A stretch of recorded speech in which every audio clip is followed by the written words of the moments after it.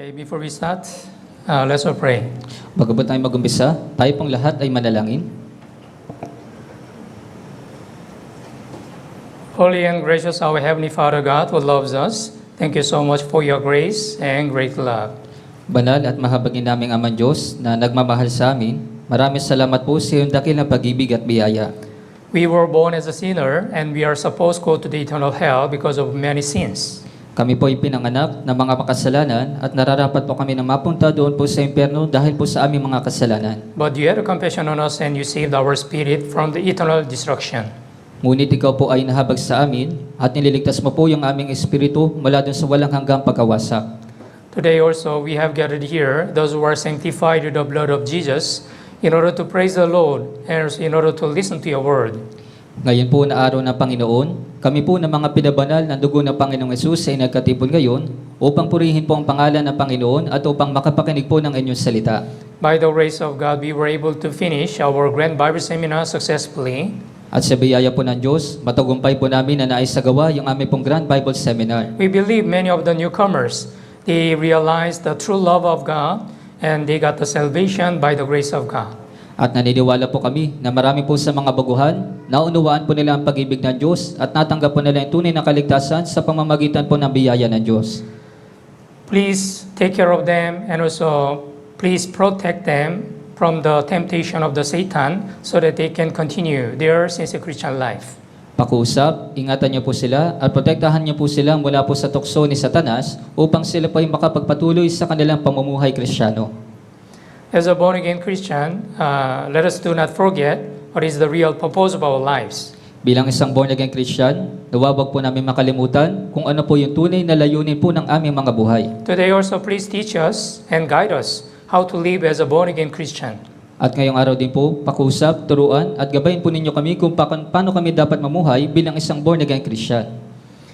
From the beginning of this Lord's Day sermon until the end, the Holy Spirit is with us and guide us. Magkasimula po hanggang sa matapos ang Lord's Day sermon po na ito, nawa samahan at gabayan po kami ng banal na Espiritu. We know there are some brothers and sisters who are not able to join this Lord's Day sermon. Alam po namin na meron po kami mga brothers and sisters na hindi po nakadalo ngayon sa Lord's Day sermon. Whatever they are staying now, whatever they are doing now, please help them to continue their sincere Christian life.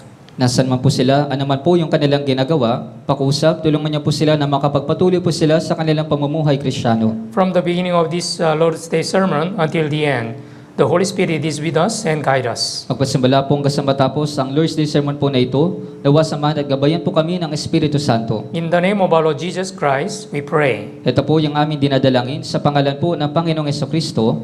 Amen. Amen. Let's open our Bible.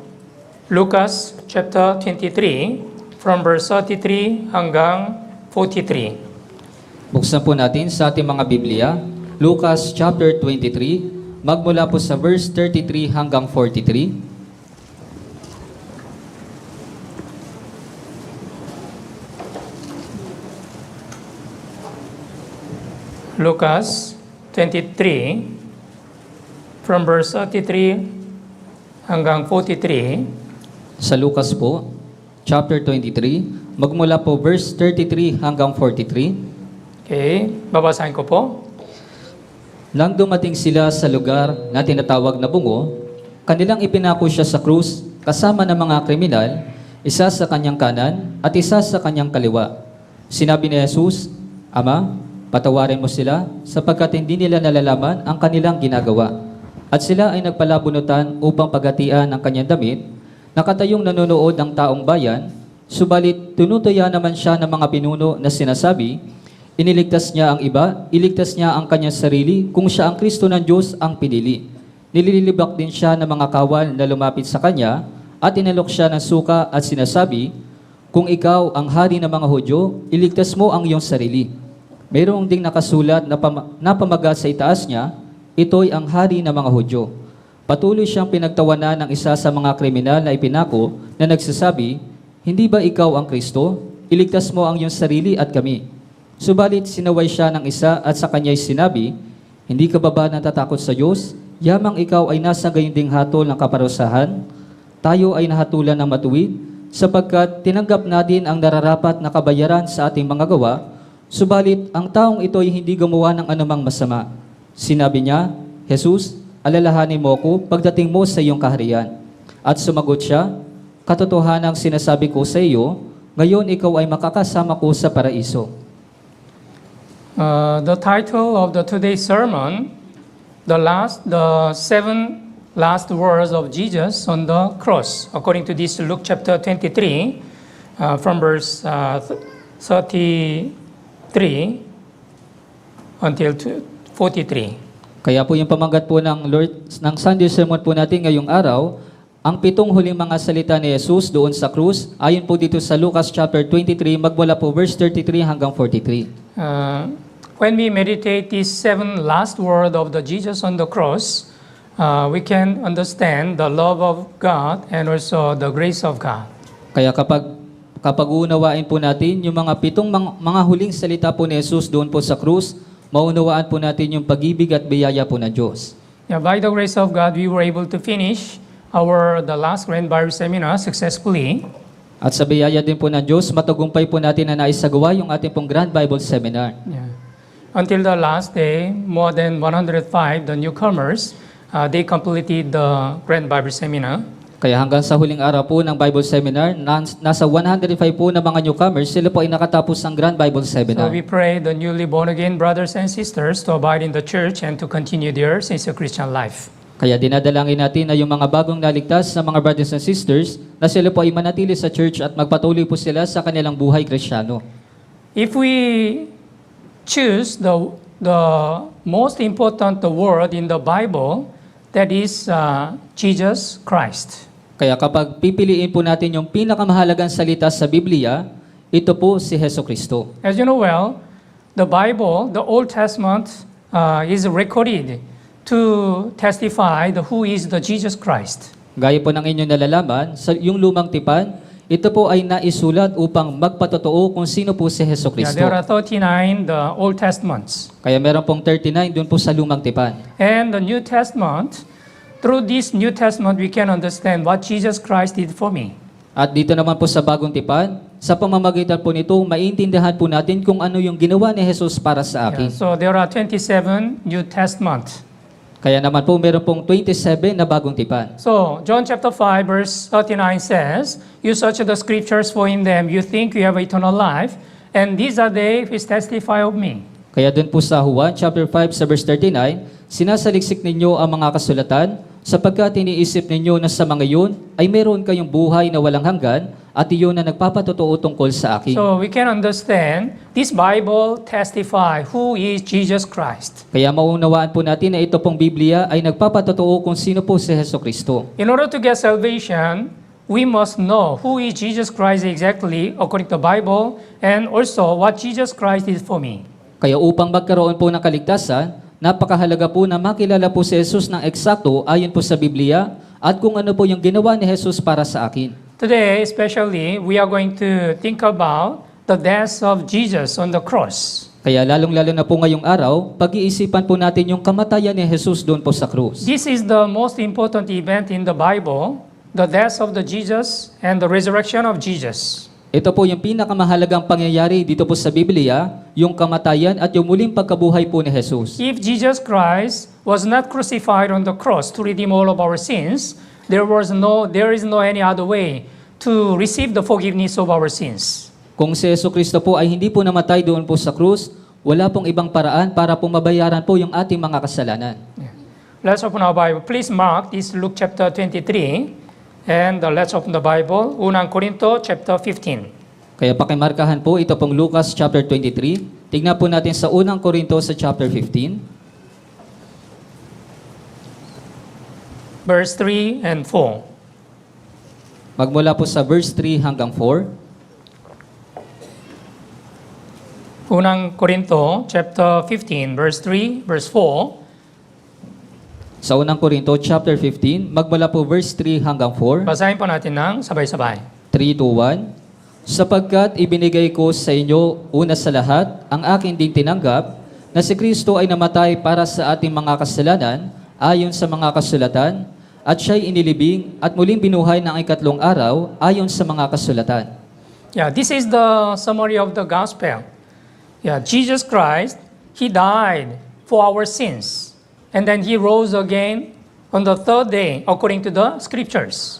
Kaya ito po yung pinakabuod po ng Ebanghelyo, si Jesus ay namatay para sa ating mga kasalanan at siya po ay muling nabuhay ng ikatlong araw ayon sa mga kasulatan. Yeah, through the last Grand Bible Seminar, we have learned why Jesus Christ, he was crucified on the cross and he died on the cross. Kaya doon po sa nakaraang Grand Bible Seminar, natutunan po natin kung bakit po namatay si Jesus doon po sa krus. Yeah, he died for our sin. He died for my sin. Siya ay namatay para sa ating kasalanan, siya ay namatay para sa aking kasalanan. And important things, he shed all his precious blood to redeem all of our sins. At pinakamahalagang bagay po, tinubos niya yung lahat ng ating mga kasalanan sa pamamagitan po ng kanyang dugo. Hebrews chapter 9 verse 22 says, without shedding of blood, there is no remissions. Kaya doon po sa Hebreo chapter 9 sa verse 22, at kung walang pagdanak ng dugo ay walang kapatawaran ng mga kasalanan. Yes, there must be the shedding of blood for the forgiveness of our sins. Opo, kinakailangan po ng pagdanak ng dugo para po sa katubusan ng ating kasalanan. Yeah, that's why our Lord Jesus Christ was crucified on the cross and shed his precious blood. Kaya nga po yung Panginoong Kristo, siya po ay namatay doon po sa krus at dumanak po yung kanyang mahalagang dugo. And important things, he rose again on the third day. At pinakamahalagang bagay po, siya po ay muling nabuhay ng ikatlong araw. If Jesus Christ was not resurrected, we cannot have the assurance of our salvation, whether our sin is forgiven or not. Kung si Kristo po ay hindi po muling nabuhay, hindi po tayo magkakaroon ng kasagraduhan ng ating kaligtasan kung yung kasalanan natin ay napatawad na o hindi pa. Even the disciples, they did not believe the word of the Jesus at the first time. But when they met the resurrected the Jesus, they came to believe what Jesus said. Kaya maging sa unang pagkakataon po, maging yung mga alagad po ay hindi po naniwala doon po sa mga sinabi ni Jesus, pero nung nakita po nila yung muling nabuhay ni Jesus, sila po ay naniwala doon po sa kanyang sinabi. After Jesus Christ was resurrected, he appeared in the middle of the disciples. And Jesus said to them, peace be with you.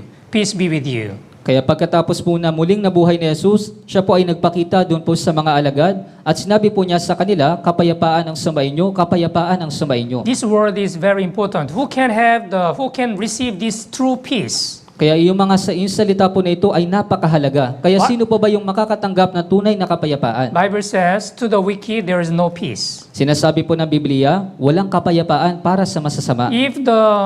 If our sin problem is not perfectly solved, we cannot receive this true peace. Kung yung problema po natin sa kasalanan ay hindi pa po lubos na nalulutas, hindi po natin malulutas yung problema sa kasalanan. But we believe when Jesus Christ was crucified on the cross, He redeemed all of our sins. That's why we have received the forgiveness of our sins. Pero tayo po ay naniniwala, nung si Jesus po ay ipinako doon po sa krus, tinubos niya po yung lahat ng ating mga kasalanan. That's why now we came to have a true peace in our heart. Kaya nga po ngayon ay meron na po tayong tunay na kapayapaan sa ating mga puso. Yes. So, we believe Bible is true. Bible is the Word of God. That's why our faith must be based on the truth. Kaya tayo po ay naniniwala, ang Biblia po ay totoo, salita ng Diyos, kaya yung pananampalataya po natin ay dapat nakabase sa katotohanan. Our feelings and our emotions can be changeable according to the environment, according to the situation. Kaya yung pakiramdam natin, yung emosyon po natin, maaari po itong magbago ayon po sa ating paligid o sa sitwasyon. But important things, the Word of God is not changeable. Pero pinakamahalagang bagay po, yung salita ng Diyos ay hindi nagbabago. Yeah, that's why Jesus said, you shall know the truth, and the truth shall make you free. Kaya nga po sinabi po ni Jesus, at inyong malalaman ang katotohanan, at ang katotohanan ang magpapalaya sa inyo. And John chapter 17, verse 17 also says, sanctify them with your truth. Your word is truth. At sa 1 chapter 17, doon po sa verse 17, pabanalin mo sila sa katotohanan, ang salita mo ay katotohanan. Yeah. So, our faith must be based on the truth. That's why, although we face some difficulties or problems, our faith shall not be moved in any situation. Kaya yung pananampalataya po natin ay dapat po nakabase sa katotohanan, kaya kahit na meron pong problema at mga kahirapan, yung pananampalataya po natin ay hindi makikilos sa kahit na anumang sitwasyon. Okay, let's check one by one what is the last 7 word of the Jesus. Kaya susuriin po natin ang isa-isa kung ano po yung 7 huling mga salita ni Jesus doon po sa krus. Okay, let's go back to the Luke chapter 23. Balikan po natin sa Lucas chapter 23, Verse 34. Dito po sa verse 34. Okay, babasahin ko po. Sinabi ni Jesus, Ama, patawarin mo sila sapagkat hindi nila nalalaman ang kanilang ginagawa. At sila ay nagpalabunutan upang pagatian ang kanyang damit. Yeah, here, first word. Jesus said, Father, forgive them for they do not know what they do. Kaya Yes. dito po, yung pinakaunang salita, Ama, patawarin mo sila sapagkat hindi nila nalalaman ang kanilang ginagawa. Now, Jesus Christ, He was crucified by the soldiers. Kaya ngayon po, si Jesus po ay ipinako doon po sa krus ng mga sundalo. But in the point of His death, He prayed for the wicked until the last moment. Pero yung pinakamahalagang bagay po, siya po ay nanalangin para po doon sa mga masasama hanggang sa huling sandali. Yeah, it's not easy to pray for the people who are persecuting or against you. Kaya hindi po madali na manalangin para po doon sa mga taon na uuusig at laban po sa iyo. But Jesus, He had a compassion on the sinners. Pero si Jesus, siya po ay nagkaroon ng awa para sa mga makasalanan. Because Jesus knew they do not know what they are doing. Dahil alam po ni Jesus na hindi po nila alam kung ano po yung kanilang ginagawa. Yeah, they crucified Jesus because of their ignorance. Opo, ipinako po nila si Jesus doon po sa krus dahil po sa kanilang kamangmangan. Here are also many brothers and sisters. Before you get the salvation, there might be also some people who persecuted the Christians or the brothers and sisters. Kaya dito po na mga naligtas sa mga brothers and sisters, marahil bago po kayo naligtas, meron pong ilan sa inyo na inuusig po yung mga Kristiyano o yung mga brothers and sisters. Yeah, I heard the many testimonies from the Korean the brothers and sisters. The sister, her husband was unbeliever. That's why he persecuted her many times for a long time, more than 10 years. Kaya po narinig ko po yung isang patotoo mula po dun sa isang Korean na sister, yung kanya pong asawa, siya po ay inuusig sa loob po ng 10 taon. But she did not stop her Christian life. She prayed for her husband. Kaya hindi po siya huminto sa kanyang pamumuhay Kristiyano, nanalangin po siya para dun sa kanyang asawa. And finally, her husband was saved. At sa huli po, yung kanyang asawa ay naligtas. Yeah. Why the husband persecuted the wife? Kaya bakit po ba inusig ng asawa na yon yung kanyang asawang babae? Because he did not know what is the truth. Dahil hindi po niya nalalaman kung ano po yung katotohanan. Yeah, Israelite, Bible says, Hosea chapter 4 verse 6, My people are destroyed for lack of knowledge.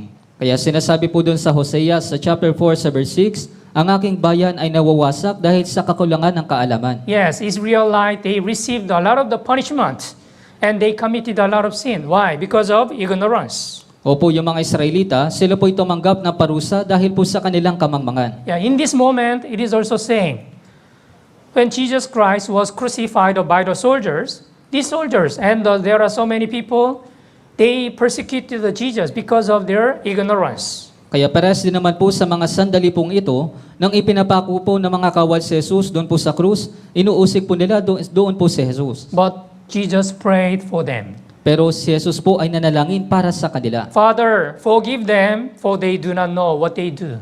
Ama, patawarin mo sila sapagkat hindi nila nalalaman ang kanilang ginagawa. Yeah, sometimes while we are preaching the gospel, some other unbelievers, they will persecute us, and then they will be against us. Kaya minsan po, habang ipinapangaral natin yung ebanghelyo, yung mga hindi mananampalataya, inuusig po nila tayo. But we also should pray like this, like our Lord Jesus. Father, forgive them, for they do not know what they do. Pero dapat din po tayong manalangin kagaya po ni Jesus, Ama, patawarin mo sila sapagkat hindi nila nalalaman ang kanilang ginagawa. Look at the life of the Apostle Paul. Before he met Jesus, he also persecuted the born-again Christian. He persecuted the churches. Kaya tignan po ninyo yung buhay po ni Apostol Pablo, bago po siya naligtas, inusig niya rin po, bago po siya maipanganak na muli, inusig niya rin po yung mga churches at yung mga sinuunang Kristiyano. Unang Timoteo, chapter 1. Sa unang Timoteo po, sa chapter 1,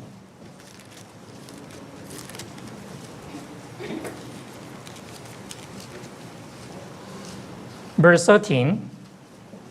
dito po sa verse 13,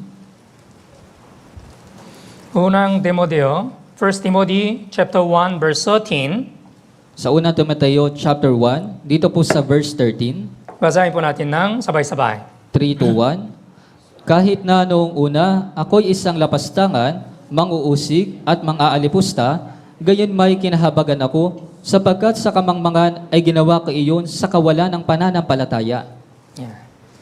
So, although I was formerly a blasphemer, a persecutor, and insolent man, but I obtained mercy because I did it ignorantly in unbelief. Yes, Apostle Paul, he also did not know who is Jesus Christ. That's why he persecuted the Jesus and he persecuted the born-again Christian and church. Kaya po maging si Apostol Pablo, nung hindi niya po nakilala si Jesucristo, inusig niya po si Jesus at maging yung mga born-again Christian at maging yung mga churches. Yeah.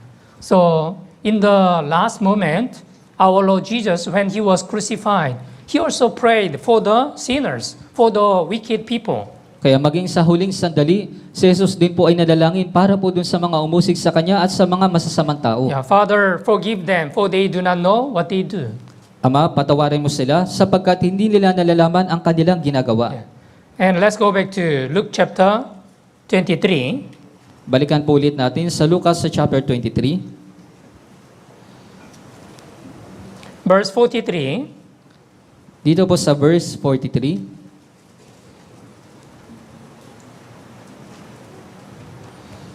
okay, Luke chapter 23, verse 43. Basahin po natin ng sabay-sabay. 3 to 1. At sumagot siya, katotohanang sinasabi ko sa iyo, ngayon ikaw ay makakasama ko sa paraiso. Yeah. According to this Luke chapter 23, when Jesus Christ was crucified, two criminals, they were crucified together. Kaya ayon po dito sa Lucas chapter 23, nang ipinako po si Jesus doon po sa krus, meron pong dalawang kriminal na ipinako po doon po sa kanyang tabi. These two criminals, they were murderer. Kaya ito pong dalawang kriminal na ito po ay mamamatay Yeah, tao. that's why they are receiving this punishment. They are crucified. Kaya nga po tinanggap po nila yung parusa na ito, sila po ay ipinako din doon po sa krus. At the first time, two criminals, both of them, they criticized the Jesus. They blamed the Jesus. Kaya sa unang pagkakataon din po, ito pong dalawang kriminal, nililibak po nila si Jesus at inuusig po nila si Jesus. If you are the king of the Jews, save yourself. Kung ikaw ang hari ng mga Hudyo, iligtas mo ang iyong sarili. Yeah, verse 39. Yeah. And then one of the criminal who were hanged blasphemed him, saying, if you are the Christ, save yourself and us. At dito po sa verse 39, patuloy siyang pinagtawanan ng isa sa mga kriminal na ipinako na nagsasabi, hindi ba ikaw ang Kristo? Iligtas mo ang iyong sarili at kami. Yeah, Jesus Christ was crucified on the cross on 9 a.m. until the 3 p.m. for 6 hours. Kaya si Jesucristo, siya po ay nakapako doon po sa krus magmula po alas 9 ng umaga hanggang alas 3 ng hapon sa loob po ng 6 na oras. So, when the time is going on, among the two criminal, one criminal, he realized Jesus is really Son of God. Kaya habang lumilipas po yung oras, yung isang kriminal po na ito, naunawaan niya po na si Jesus ay ang anak ng Diyos. That's why he repented his sin and then he believed in Jesus. Kaya nga po, siya po ay nagsisi sa kanyang kasalanan at sumampalataya po kay Jesus. Yeah. That's why verse 41, look at the verse 41. And we indeed just live, for we received due reward of the deed, but this man has done nothing wrong. Verse 42, then he said to Jesus, Lord, remember me when you come into your kingdom.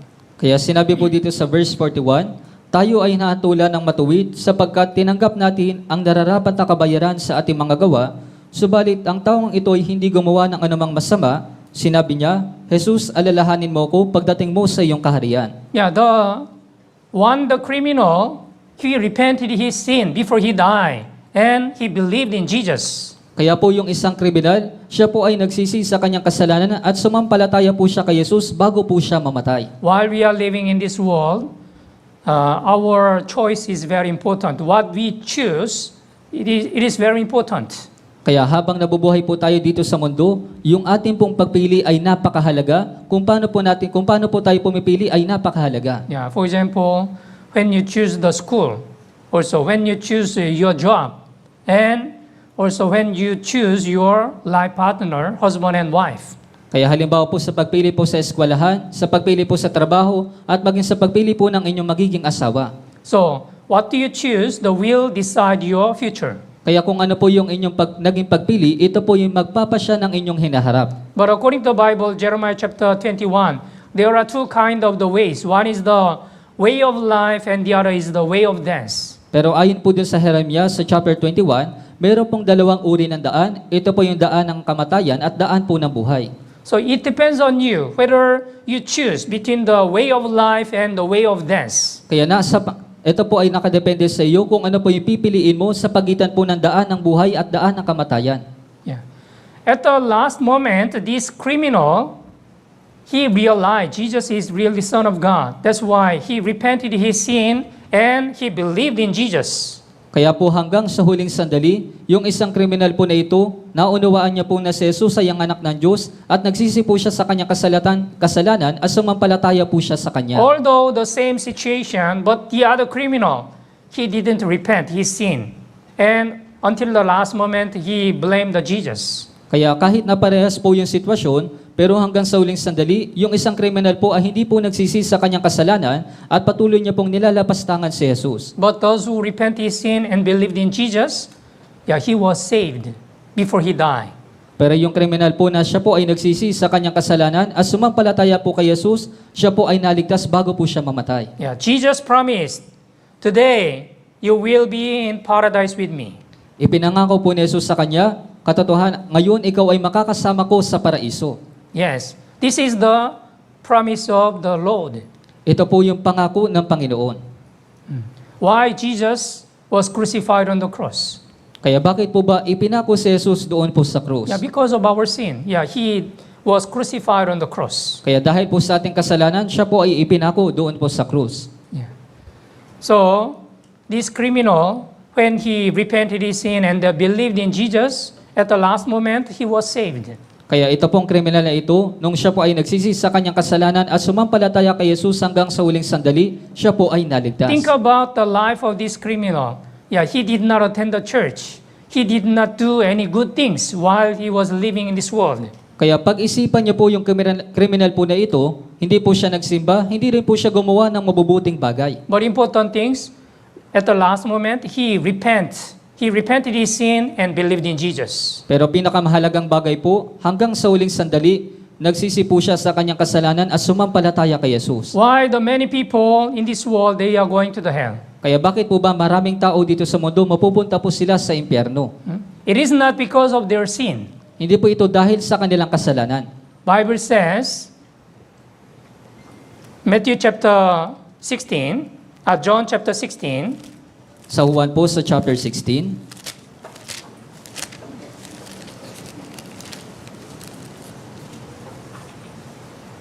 verse 9, dito po sa verse 9, John chapter 16, verse 9, 1 chapter 16, dito po sa verse 9,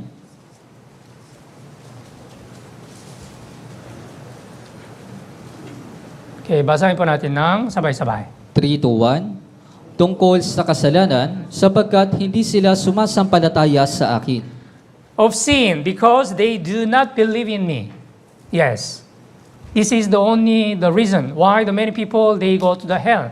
Because they do not believe in Jesus. Kaya, opo, ito lang po yung pinakatanging dahilan kung bakit po maraming tao yung pupunta sa impyerno dahil hindi po sila sumasampalataya kay Jesus. 2,000 years ago, Jesus Christ was crucified on the cross and He redeemed all of our sins. Kaya 2,000 taon na po yung nakakalipas, si Jesus po ay namatay doon po sa krus at tinubos niya po yung lahat ng ating And kasalanan. He said, before He died, it is finished. At bago po siya mamatay, sinabi po niya, natupad na. It means all of our sins were forgiven through the blood of Jesus. So when you really believe in what Jesus Christ for you, you can be saved. Ibig sabihin, natubos na po yung lahat ng ating mga kasalanan sa pamamagitan po ng kanyang dugo, kaya kung ikaw po ay sasampalataya, ikaw po ay maliligtas.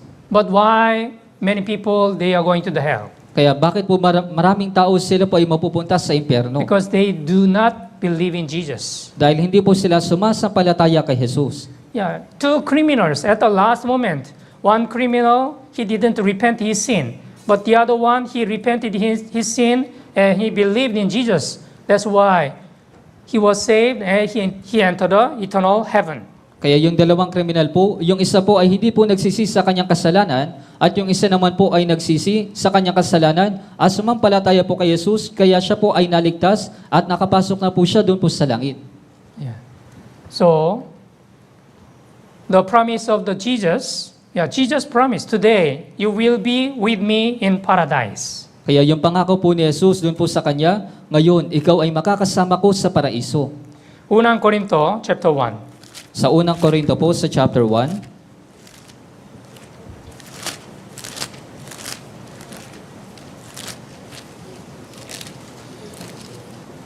verse 18. dito po sa verse 18, Unang Korinto, chapter 1, verse 18. unang Korinto chapter 1, dito po sa verse 18,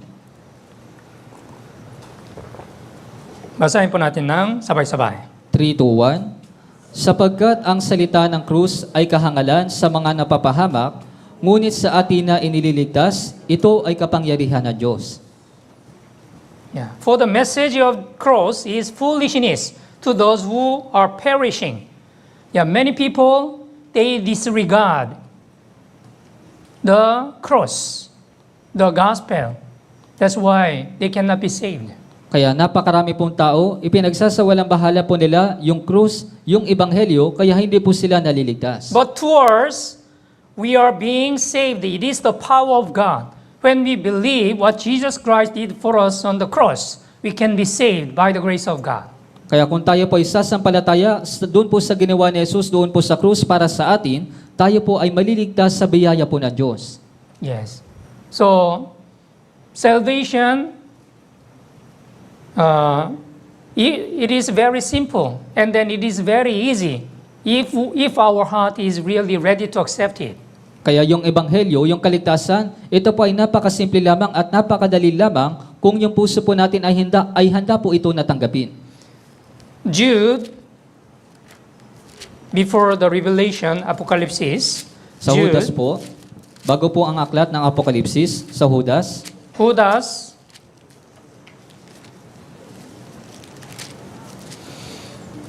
verse 3, Judas 1, verse 3. sa Judas po, 1, dito po sa verse 3, Okay, basahin po natin ng sabay-sabay. 3 to 1, mga minamahal, samantalang ako'y lubusang nagsisikap na sumulat sa inyo tungkol sa ating iisang kaligtasan, natagpuan kong kailangang sumulat upang himukin kayo na ipaglaban ang pananampalataya na minsanang ibinigay sa mga banal.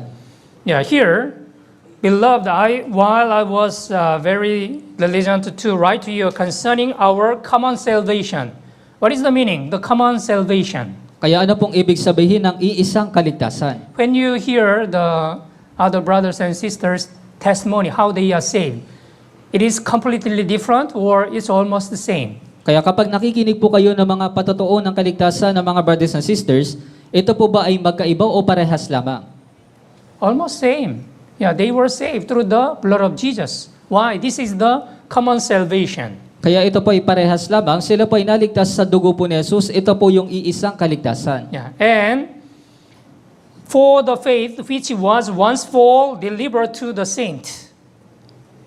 At isa pa po, upang himukin kayo na ipaglaban ang pananampalataya na minsanang ibinigay sa mga banal. Yeah, the faith which was once for all. That means, in order to get the salvation, actually it does not take so long when we are really ready.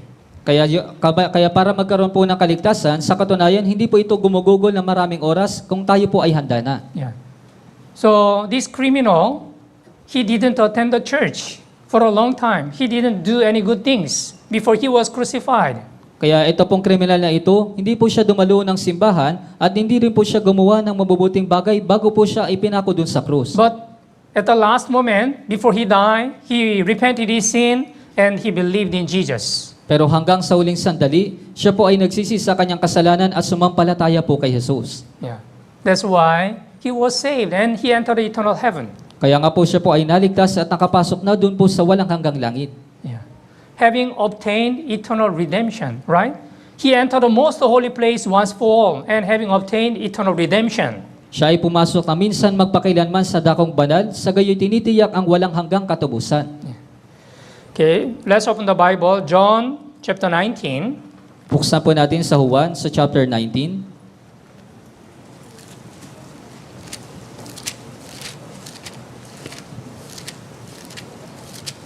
John chapter 19, verse 26. Sa Juan chapter 19, dito po sa verse 26.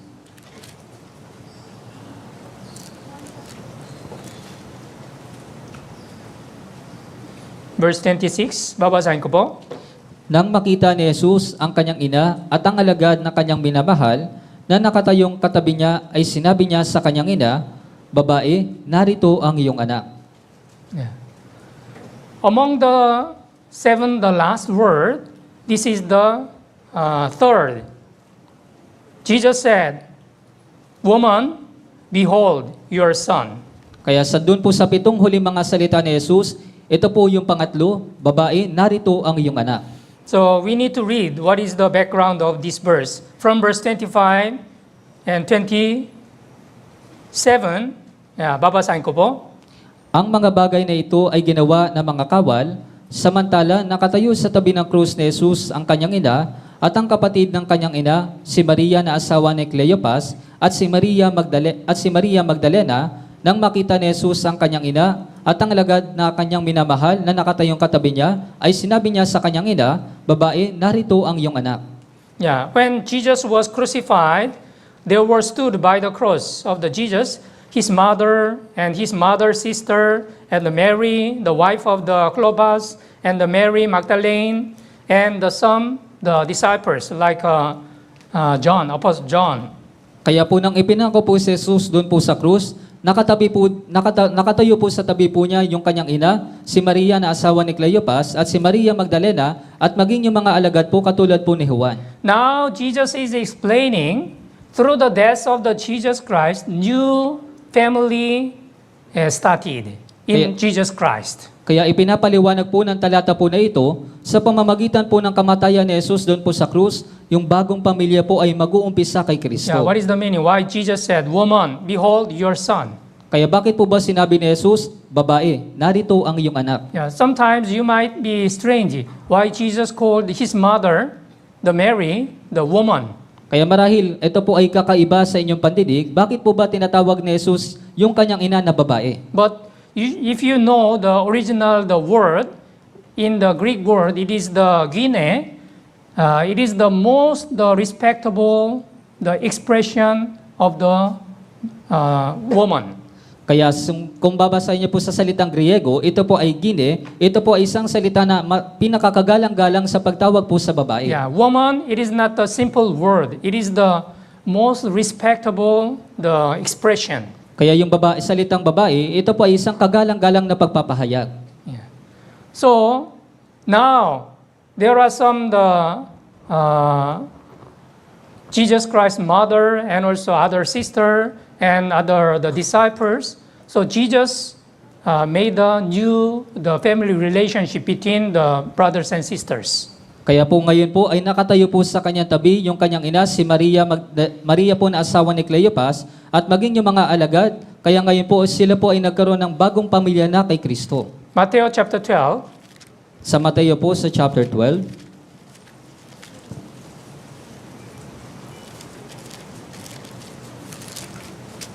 Matthew chapter 12 verse 50. Sa Mateo po chapter 12 sa verse 50.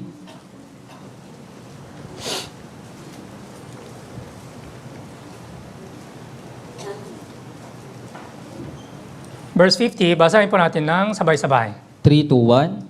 Sapagkat sino mang gumagawa ng kalooban ng aking Ama na nasa langit, ay siyang aking mga kapatid na lalaki at babae at ina. For whoever does the will of my Father in heaven and is my brother and sister and mother. Yeah. So the disciples said, "You are the fleshy, the brother and sister." They are outside. At that time, Jesus said, right? For whoever does the will of my Father in heaven is my brother and sister and mother. This means Jesus Christ will make anew the family relationship in Jesus Christ. Kaya sinabi po ni Jesus dito, sapagkat sino mang gumagawa ng kalooban ng aking Ama na nasa langit, ay siyang aking mga kapatid na lalaki at babae at ina. Ibig sabihin, gagawin po ni Jesucristo yung mga bagong pamilya sa kanya na mga naligtas. Yeah, think about fleshly the family relationship. When you die, it will be broken and it will be finished. Kaya pag-isipan niyo po ito, yung relasyon po sa laman, ito po ay nagtatapos. But when you really get the salvation, you will be the brothers and sisters in Christ. It Pero- is the spiritual the relationship forever. Pero kapag kayo po ay nakatanggap ng kaligtasan, kayo po ay brothers and sisters, kaya ito po ay walang katapusan na relasyon. So on the cross, Jesus said, "Woman, behold your son." That means Jesus made a new relationship between brothers and sisters. Kaya nang sinabi po ni Jesus, babae, narito ang iyong anak, ibig sabihin, ginawa na po ni Jesus yung bagong relasyon sa kanila, yung pagiging brothers and sisters. Hebrews chapter 2, verse 11. Sa Hebreo po, sa chapter 2, sa verse 11. Hebrews chapter 3, verse 11. Sa Hebreo, Chapter 2, verse 11. sa Hebreo chapter 2, dito po sa verse 11, Basahin po natin ng sabay-sabay.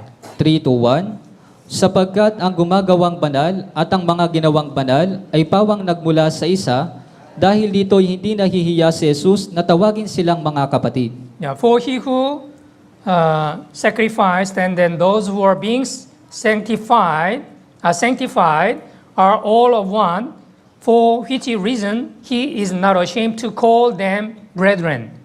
So, we became brother and sister in Christ. This is really beautiful name. Kaya tayo po ay naging brother at tayo po ay naging sister kay Kristo. Ito po ay napakagandang pangalan. Why do we call the brother and sister in the church? Kaya bakit po ba tayo tumatawag na brother at sister dito po sa church? Yeah, when we get the salvation, we became the Christian family. Kaya nung natanggap po natin yung kaligtasan, tayo po ay naging pamilyang Kristiyano And na. this spiritual relationship will be forever. At ito pong espiritual na relasyon, ito po ay magpakailanman. Yeah. So, when we think about the word, woman, behold your son, yeah, Jesus made a new relationship in Jesus Christ. Kaya pag pinag-isipan po natin yung sinabi ni Jesus, babae, narito ang iyong anak, ito po ay bagong pamilya na kay Kristo. And the one more important things, according to the Genesis chapter 3, when the curse, the serpent, the seed of woman, the bruise your head, the Satan's head. Kaya po doon din po sa Genesis sa chapter 3, sinabi rin po doon, nadudurugin po yung ulo ni Satanas, yung ahas. Yeah. Who is the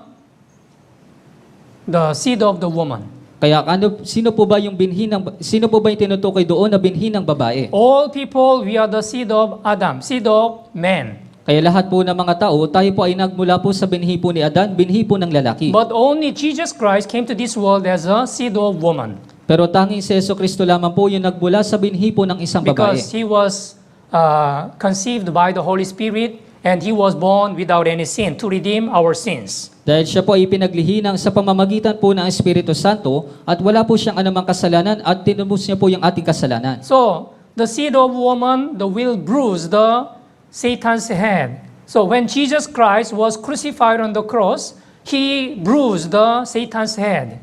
Kaya po yung binhi po ng babae, dudurugin niya po yung ulo po ni Jesus. Kaya nung namatay, dudurugin niya po yung ulo ni Satanas. Kaya nga po nang ipinako po si Jesus doon po sa krus, dadurog po niya yung ulo po ni Satanas. Satan, maybe after he crucified the Jesus Christ on the cross, he thought, I achieved the victory. Kaya marahil po si Satanas, sa isip po niya, nung ipinako po si Jesus doon po sa krus, nakamit ko na yung tagumpay. But that was the victory of the Jesus Christ. Pero iyon po yung pagtatagumpay ni Jesucristo. Why? If Jesus Christ was not crucified on the cross, we cannot be saved. Bakit po kung hindi po namatay si Jesus, hindi po ipinako si Jesus doon sa krus, hindi po tayo maliligtas. Yes, when Jesus Christ was crucified on the cross, he said, it is finished. That means he redeemed all of our sins on the cross. Kaya nga po nang siya po ay bago po siya mamatay doon po sa krus, sinabi po niya natupad na, ibig sabihin tinubos niya po yung ating mga kasalanan. Yeah. So, woman, behold your son. Yeah. Here, the woman also, the Jesus' mother, Mary, but seed of the woman, Jesus Christ, will bruise the Satan's head. Kaya babae, narito ang iyong anak. Yung babae, ito po yung kanyang ina na si Maria. At yung sabinhi ng babae, siya po yung dudurog ng ulo po ni Satanas. So the prophecy of the Genesis chapter 3, it is fulfilled when Jesus Christ was crucified on the cross. Kaya po yung propesiya doon po sa Genesis sa chapter 3, ito po ay natupad nang ipinako po si Jesus doon po sa krus. Matthew chapter 27, Sa Mateo po sa chapter 27,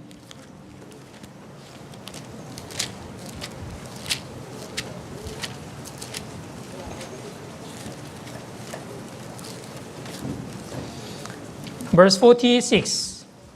dito po sa verse 46, Matthew chapter 27, verse 46. Mateo chapter 27, dito po sa verse 46, Okay, basahin po natin ng sabay-sabay. 3 to 1.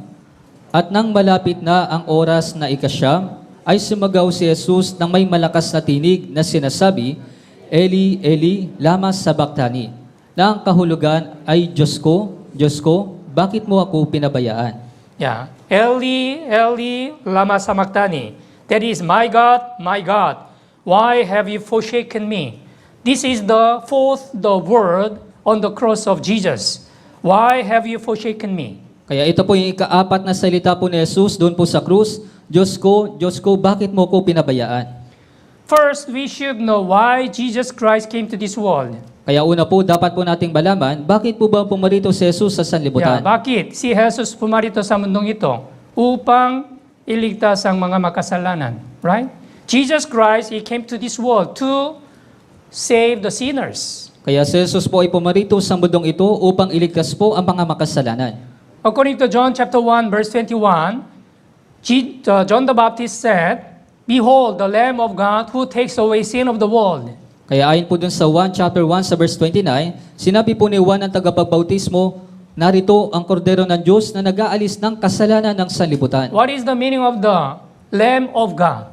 Kaya ano po bang ibig sabihin ng kordero ng Diyos? Israelite, they knew very well. According to Old Testament, Israelite, they offered the lamb or goat and calves in order to receive the forgiveness of their sins. Kaya yung mga Israelita, alam na alam po nila ito dahil noon po sila po ay nag-aalay ng mga kambing, ng mga toro upang tubusin po yung kanilang mga kasalanan. Yeah. That's why through the animal sacrifice, they received the forgiveness of their sins. Kaya nga po sa pamamagitan po ng pag-aalay po nila ng mga hayop, nababayaran po yung kanilang mga But that kasalanan. was the shadow, anino lamang. Pero ito po ay anino lamang.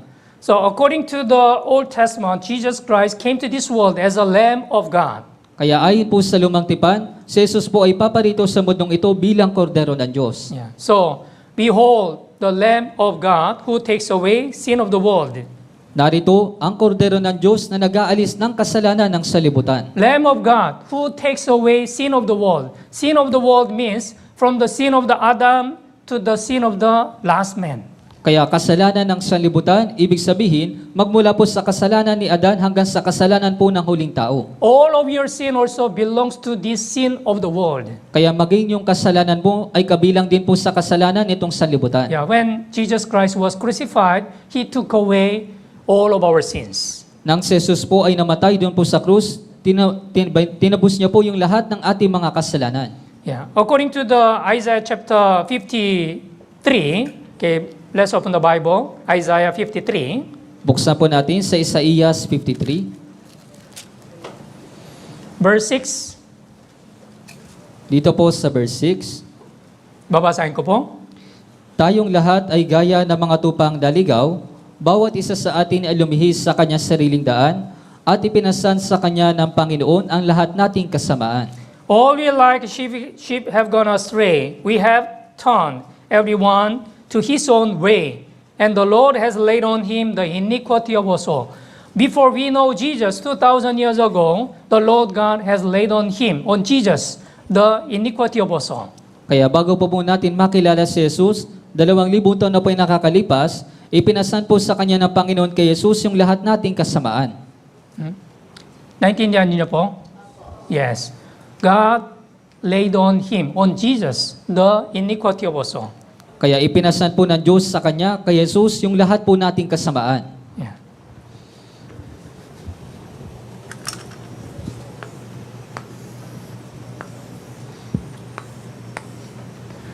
Jesus Christ was crucified on the cross 2,000 years ago. Kaya 2,000 taon na po yung nakakalipas, si Jesus po ay ipinako doon po sa krus. Yeah. BC, before Christ, and AD, Anno Domini. So, from the beginning of the history up to the end of the history, yeah, sin of the Old Testament people on the Jesus, and also sin of the nowadays also on the Jesus Christ. Kaya po yung kasalanan po noon sa lumang tipan ay naka Jesucristo at maging sa panahon natin ngayon, yung kasalanan po ay naka Jesucristo. Yeah, the Lord God has laid on him the iniquity of us all. Kaya ipinasan sa kanya ng Panginoon ang lahat nating kasamaan. So, through the blood of Jesus Christ, He redeemed all of our sins. Kaya sa pamamagitan po ng dugo ni Jesus, tinubos niya yung ating mga kasalanan. Chapter 53, verse 5. Sa chapter 53 po, dito po sa verse 5, Basahin po natin ng sabay-sabay. 3-2-1. Ngunit siya'y nasugatan dahil sa ating mga pagsuway, siya'y binugbog dahil sa ating mga kasamaan, ipinataw sa kanya ang parusa para sa ating kapayapaan, at sa pamamagitan ng kanyang mga latay ay gumaling tayo. But He was wounded for our transgressions. He was bruised for our iniquities. The chastisement for our peace was upon Him, and by His stripes we are healed. When we meditate this verse, we should remember why Jesus Christ, He received all these sufferings and the pains on the cross. Kaya kapag binabasa po natin yung talata po na ito, dapat po natin tandaan, bakit po ba tinanggap ni Jesus yung lahat ng parusa doon po sa krus? What is the meaning? Why have you forsaken me? Kaya ano po bang ibig sabihin? Bakit mo po pinabayaan? When Jesus Christ was crucified on the cross, this moment, Jesus is the sin itself because He received all of the sin of the world. Kaya sa sandali pong ito, nang si Jesus po ay nakapako doon po sa krus, siya po mismo yung kasalanan dahil pinasan niya po yung lahat ng kasalanan ng sanlibutan. What the Bible says, Romans chapter 6, verse 23, for the wages of sin is death.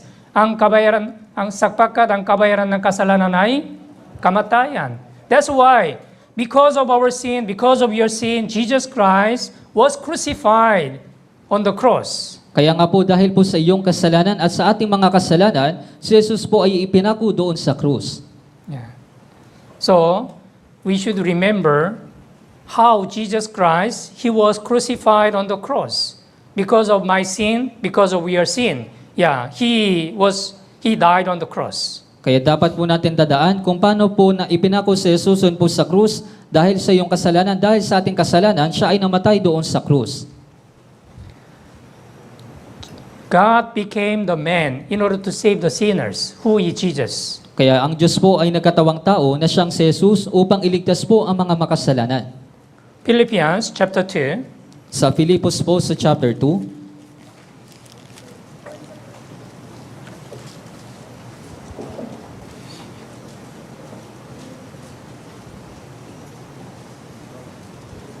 mula versikulo 6 hanggang 8, magmula po sa verse 6 hanggang sa verse 8, Philippians chapter 2 from verse 6 hanggang verse 8, basahin po natin ng sabay-sabay.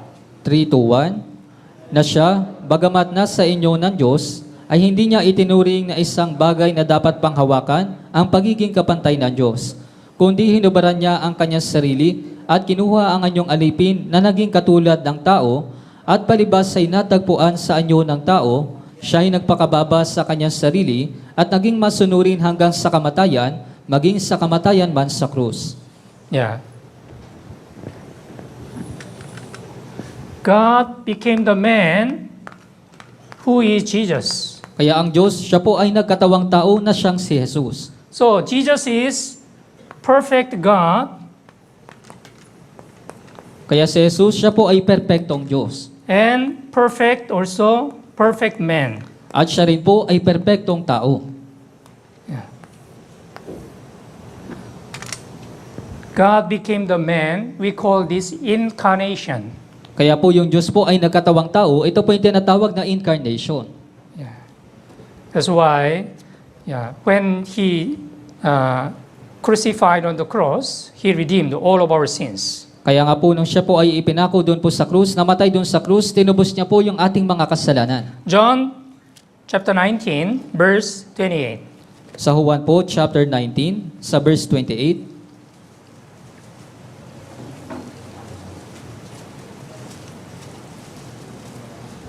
John chapter 19, verse 28. Babasahin ko po. Pagkatapos nito, sapagkat alam ni Jesus na ang lahat ng mga bagay ay naganap na, ay sinabi niya, upang matupad ang kasulatan, nauuhaw ako. Yes. Jesus Christ came to this world as the same flesh with us. Kaya si Jesus po, siya po ay pumarito sa mundong ito na mayroon pong parehong laman kagaya po natin. This is the last word on the cross. Jesus said, He said, I thirst. Kaya ito po yung ikalima na sinabi po ni Jesus doon po sa krus, nauuhaw ako. He had the same flesh with us. Kaya meron po siyang parehong laman kagaya po natin. He shed all His precious blood and the water. That's why He said, I thirst. Kaya idinanak niya po yung lahat ng kanyang dugo, lahat ng kanyang tubig, kaya sinabi po niya, nauuhaw ako. If you read the Matthew chapter 26, you may remember the prayer of Jesus Christ. Kaya marahil kapag tinignan po niyo sa Mateo chapter 26, naroon po yung panalangin po ni Jesus. Before He was crucified on the cross, He prayed, Father, O Father, if it is possible, let this cup from me, but nevertheless, not as I will, but as you will. Kaya doon po sa Mateo chapter 26, Ama, kung maaari, lumagpas sana sa akin ang kopang ito, ngunit hindi ang ayon sa ibig ko, kundi ang ayon sa ibig mo. Yeah, let this cup pass from me. Why Jesus said like this? Because He knew how much is it painful when He was crucified on the cross. Ama, kung maaari, maalis sanang lumagpas sa akin ang kopang ito, kaya bakit po ba alam po ni Jesus kung gaano po kasakit ang ipako doon po sa krus? Yeah, His both hands were nailed, and His feet also nailed. Kaya yung And His side was pierced by the spear. Kaya yung pareho po niyang mga kamay, yung pareho niyang mga paa ay pinako at tinusok din po yung kanyang tagiliran ng sibat. He received all these sufferings and the pains as the same flesh with us. Kaya tiniis niya po yung lahat ng pagdurusa po na ito kagaya, ng parehong laman na kagaya po natin. That's why, through the fifth word of the Jesus, I thirst, we should know. Jesus Christ also, He received the sufferings and then pains. Kaya nga po sa pamamagitan po nitong ikalimang salita po ni Jesus, nauuhaw ako, dapat po natin tandaan yung pagdurusa po ni Jesucristo. And verse 30, John chapter 19, verse 30, At sa Juan po chapter 19, dito po sa verse 30, basahin po natin ng sabay-sabay. 3-1, Nang matanggap ni Jesus ang suka ay sinabi niya, natupad na at itinungo ang kanyang ulo at siya ay namatay. This is the sixth important last word of Jesus. It is finished. Kaya ito po yung ika-anim na pinakamahalagang salita po ni Jesus, huling mga salita po ni Jesus, natupad na. Yeah, this is very important word, right? Why Jesus Christ was crucified on the cross. Kaya ito po ay napakahalagang salita. Bakit po ba naman na ipinako si Jesus doon po sa krus?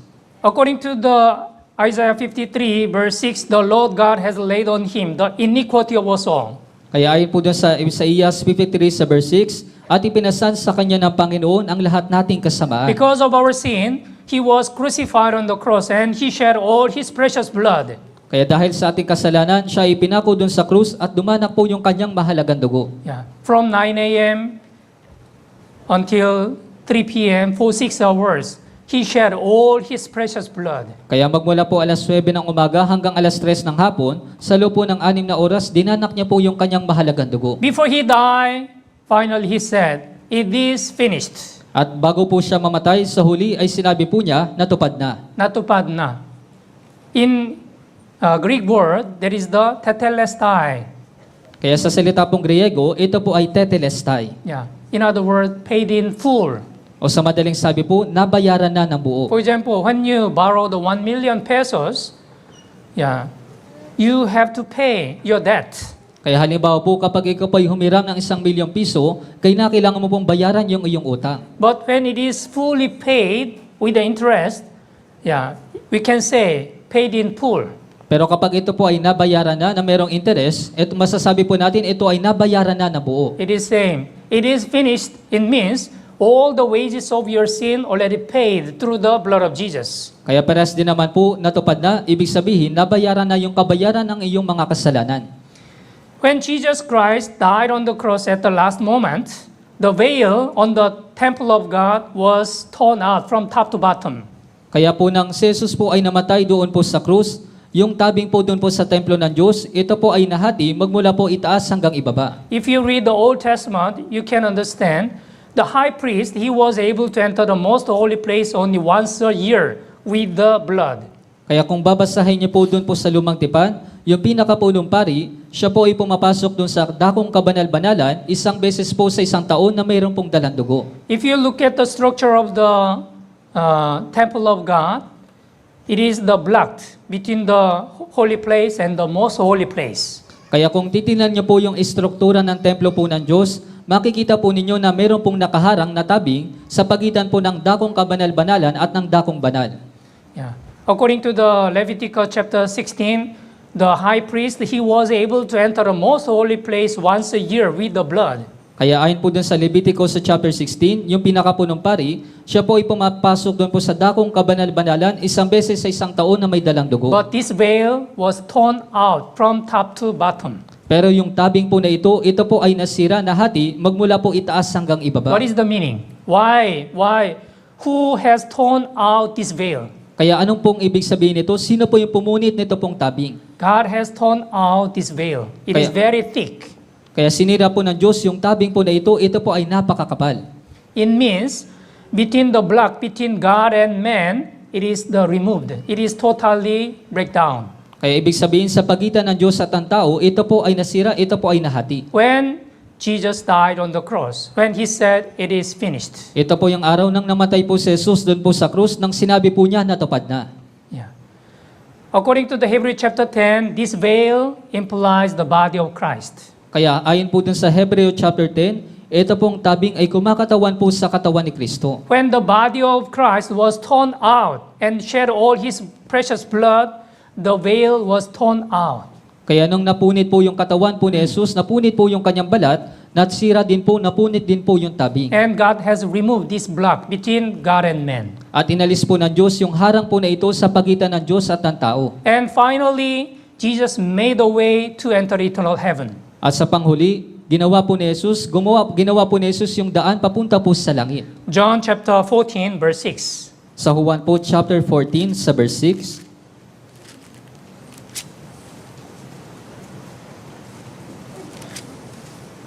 John, Gospel of John chapter 14 verse 6. Sa Ebanghelyo po ni Juan, chapter 14, dito po sa verse 6, Okay, basahin po natin ng sabay-sabay. 3-1, sinabi sa kanya ni Jesus, ako ang daan at ang katotohanan at ang buhay, sino man ay hindi makakarating sa Ama, kundi sa pamamagitan ko. Yeah, Jesus said to him, I am the way, the truth, and the life. No one comes to the Father except through me. Yes, Jesus is the only way to enter eternal heaven. There is no any other way. Opo, si Jesus lamang po yung tanging paraan para po makapunta sa langit, wala pong ibang paraan.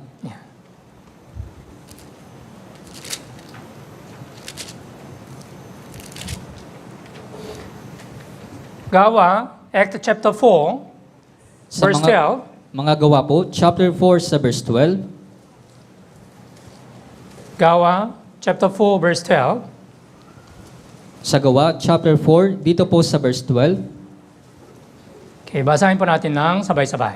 3-1, walang kaligtasan sa kanino paman, sapagkat walang ibang pangalan sa ilalim ng langit na ibinigay sa mga tao na ating ikaliligtas. Yeah, nor is there salvation in any other, for there is no other name under heaven given among men by which we must be saved. There is no any other name except Jesus.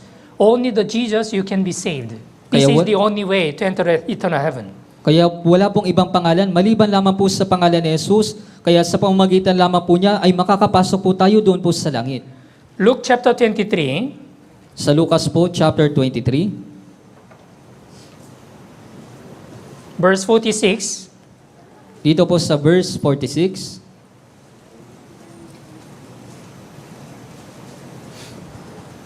Luke chapter 23, verse 46. Basahin po natin ng sabay-sabay.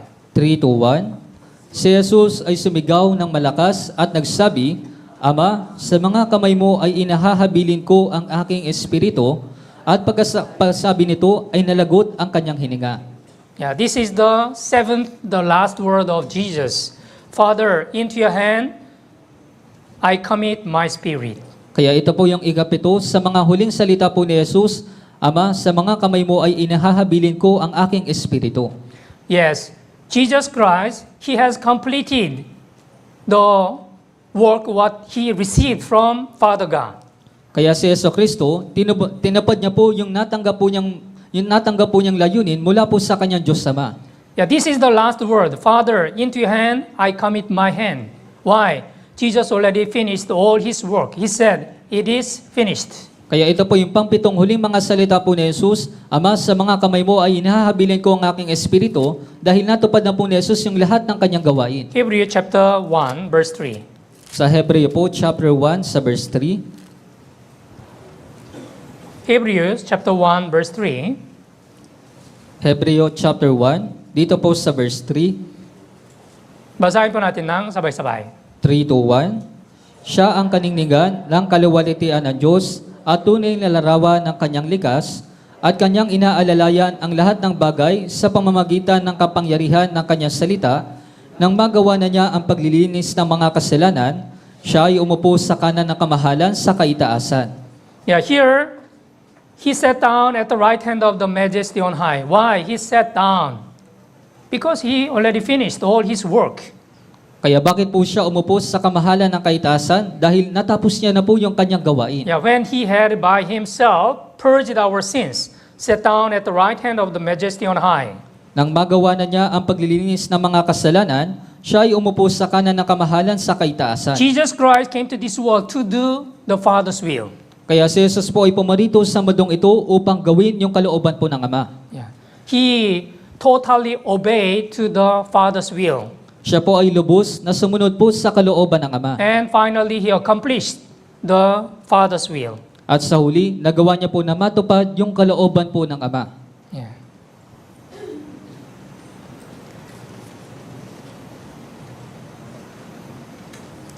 Galatians chapter 4, Sa mga taga-Galasya, sa chapter 4,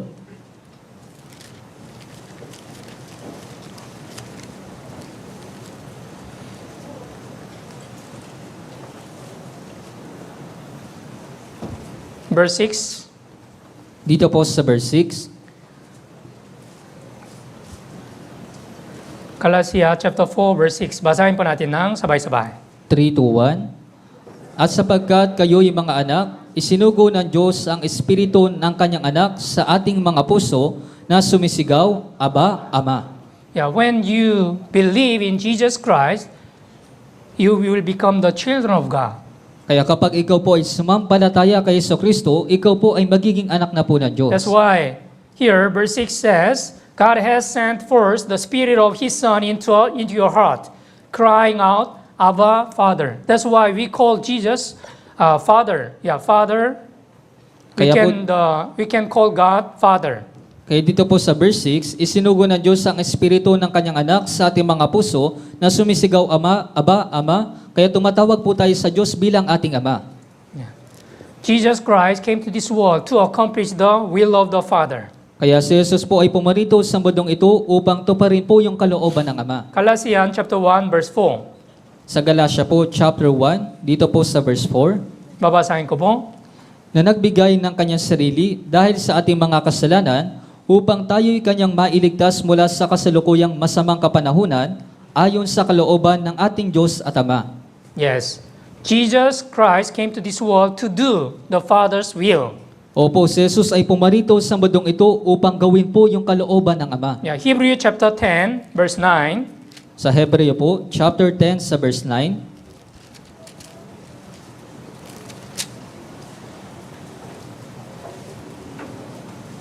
Hebrew chapter 9, verse Hebrew chapter 10, verse 9. Dito po sa Hebreo chapter 10, dito po sa verse 9. Babasahin ko po.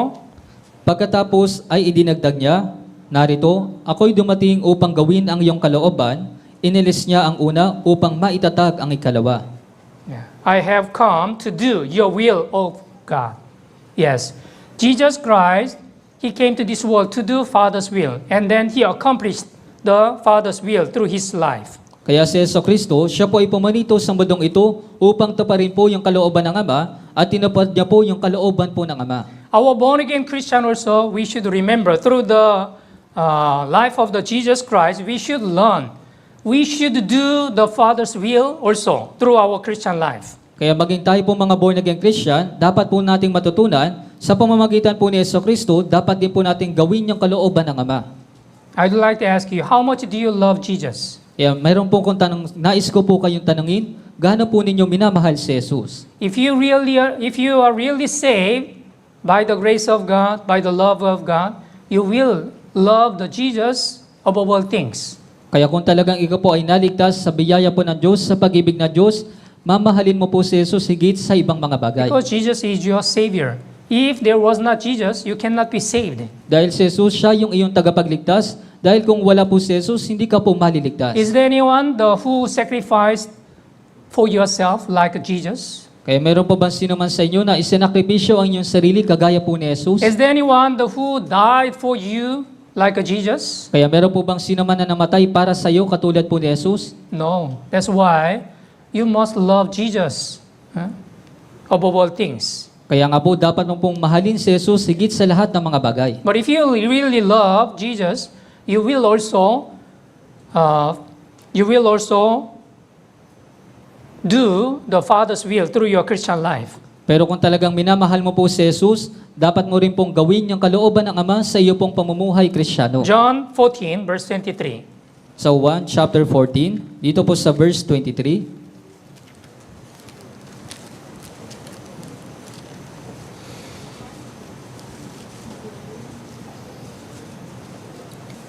Gospel of John, chapter 14, verse 23.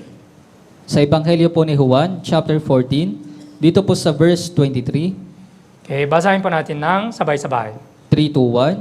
Sumagot si Jesus sa kanya, kung ang isang tao'y ay nagmamahal sa akin, ay kanyang tutuparin ang aking salita, at siya'y mamahalin ng aking Ama, at kami lalapit sa kanya, at kami gagawa ng tahanang kasama siya. Yeah. Jesus answered and said to him, If anyone loves me, he will keep my word, and my Father will love him, and we will come to him and make our home with him. If you really love Jesus, you will also keep his word, the word of God. Kaya kung talagang minamahal mo po si Jesus, tutuparin mo rin po yung kanyang salita, yung salita po ng Diyos. Yeah, we became the children of God, and we became the born-again Christian. Kaya tayo po ay naging anak na po ng Diyos at tayo po ay naging born-again Christian. If you are really saved by the grace of God, you should understand what is the will of God. Kaya kung talagang ikaw po ay naligtas sa biyaya ng Diyos, dapat po pong maintindihan kung ano po yung kalooban ng Diyos. And if you are really saved, you should obey to the God's will through your Christian life. At kung talagang ikaw po ay naligtas, dapat mo pong sundin yung kalooban ng Ama sa iyo pong buhay Kristiyano. So today, we have learned the 7 last word of Jesus on the cross. Kaya ngayong araw po, natutunan po natin yung 7 huling mga salita po ni Jesus doon po sa krus. What is the number 1? Ano po yung pinakauna? Father, forgive them, for they do not know what they do. Pinakauna, Ama, patawarin mo sila sapagkat hindi nila nalalaman ang kanilang ginagawa. Number 2, today you will be in paradise with me. At ikalawa, ngayon ikaw ay makakasama ko sa paraiso. And number 3, woman, behold your son. At ikatlo, babae, narito ang iyong anak. Number 4, why have you forsaken me? At ikaapat, bakit mo ako pinabayaan? Number 5, I thirst. At ikalima, nauuhaw ako. Number 6, it is finished. At ikaanim, natupad na. And number 7, Father, into your hand I commit my spirit. At pangpito, ikahuli, Ama, sa iyong mga kamay, ipinahahabilin ko ang aking espiritu. So please meditate one by yourself, and you can receive a lot of the spiritual lessons. Kaya pakiusap, pagbulayin niyo po ito ng paisa-isa sa inyo po mga sarili at makakakuha po kayo ng espiritual na mga aral. Okay, let's pray. Tayo pong lahat ay manalangin. Holy and merciful, our Heavenly Father God, thank you so much for the grace of your salvation. Banal at mahabagin naming Amang Diyos, maraming salamat po sa biyaya ng kaligtasan. We were born as a sinner, and we are supposed to go to the eternal hell. Kami po ipinanganak ng mga makasalanan at nararapat po kami na mapunta doon po sa impyerno. But you had compassion on us, and you saved our spirit from the eternal destruction. Ngunit ikaw po ay nahabag sa amin at iniligtas mo po yung aming espiritu mula po sa walang hanggang pagkawasak. We realize the love of God and grace of God. Kaya naunawaan po namin yung biyaya po at ang pag-ibig po ng Diyos. So as a children of God, let us do our best to follow the God's will. Kaya bilang mga anak ng Diyos, nawa gawin po namin yung aming buong makakaya na matupad po ang kalooban ng Diyos. Let us obey to the God's will through our Christian life. Nawa sumunod po kami sa kalooban ng Diyos sa aming po mga buhay Kristiyano. Especially we are praying for the newly born again brothers and sisters through the last Grand Bible Seminar. Lalong-lalo na po, dinadalangin po namin ang mga bagong naligtas sa mga brothers and sisters sa nakaraang pong Grand Bible Seminar. Please help them to abide in the church and to continue their sincere Christian life. Pakiusap, tulungan niyo po sila na manatili po sila sa church at magpatuloy po sila sa kanilang pamumuhay Kristiyano. And also we are praying for the Catanduanes Pirak Church Bible Seminar from tomorrow. At dinadalangin din po namin yung Bira Catanduanes Bible Seminar magmula po bukas. We pray may lost souls will be saved continuously. Dalangin po namin na patuloy pong marami pong ligaw na kaluluwa ang maliligtas. In the name of our Lord Jesus Christ, we pray. Ito po yung aming dinadalangin sa pangalan po ng Panginoong Jesucristo. Amen. Amen.